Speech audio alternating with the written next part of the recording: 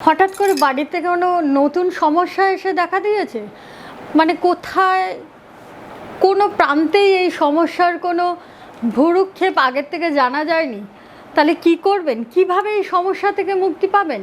সেই সমস্যা যে কোনো সমস্যা হোক না কেন, সে হঠাৎ করে আসা বাড়িতে কোনো কুটুম হোক বা হঠাৎ করে আসা কোথা থেকে কোনো টেলিফোনিক কোনো খবর হোক না কেন, যাই হোক না কেন, সেই ঝামেলা থেকে তৎক্ষণাৎ মুক্তি পাওয়ার জন্য টানা ২৭ দিন অতি অবশ্যই এটি করবেন।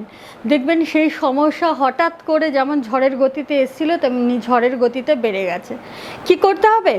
কিছুটা গোটা ধনে নেবেন আর ৫টা বেলপাতা নেবেন, নিয়ে একটি লাল চেলির ওপরে রেখে গণেশ দেবতার সামনে, সেটি আপনার বাড়ির গৃহমন্দির হতে পারে বা কোনো প্রতিষ্ঠিত মন্দির, ২৭ বার এই মন্ত্রটি পাঠ করবেন। কি মন্ত্র?